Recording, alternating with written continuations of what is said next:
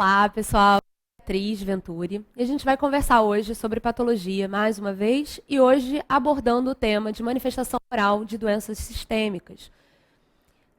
Então, o que nós vamos ver está baseado no Neville, no Reguese, que são, na realidade, os autores mais pedidos em todos os concursos.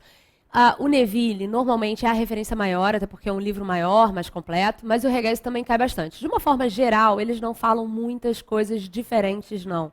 Mas quando houver uma diferença, eu vou pontuar. Nós falaremos sobre as diferenças para que vocês fiquem atentos à bibliografia. Então, hoje a gente vai falar sobre manifestação oral de doença sistêmica. Vamos começar sobre amiloidose. Então, a amiloidose, sem dúvida nenhuma, é a doença de acúmulo que mais cai em concurso. Então, de uma forma geral, uma coisa que eu costumo sempre falar, para atentar durante as questões, é que as manifestações orais de doenças sistêmicas normalmente estão relacionadas à macroglossia. Então, o que costuma ser pedido dessa aula, na maior parte das vezes, é macroglossia. Então, estejam atentos, porque se cai uma questão dessa aula e tem como item macroglossia, é provável que seja a resposta da questão. Então, a macroglossia é um evento importante, muitas vezes inicial dessas doenças. E a amiloidose não é diferente. Então, é a doença de acúmulo que a gente vê com mais frequência em concurso e é também uma das mais importantes para o quadro clínico do paciente. Então, a amiloidose, na verdade, é um grupo heterogêneo de doenças e todas as doenças de acúmulo, elas têm o mesmo background.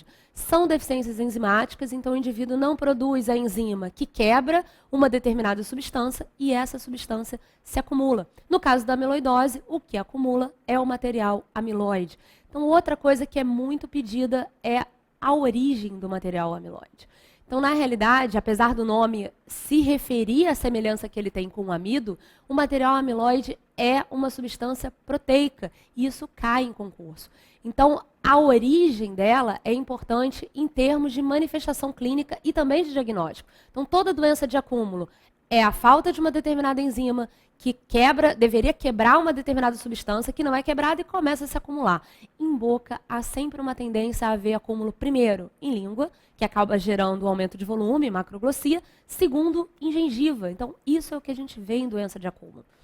Quando a gente pega a amiloidose, o que costuma cair em concurso é o que é material amiloide, então um componente proteico, aonde ele tende a se acumular com maior frequência, língua, definitivamente, causando macroglossia, e a gente vai ver que gengiva é o segundo lugar mais comum. Então, aqui é exatamente o que eu estava falando. A prova de Angra de 2008, ela exemplifica bem essa questão do que é o material.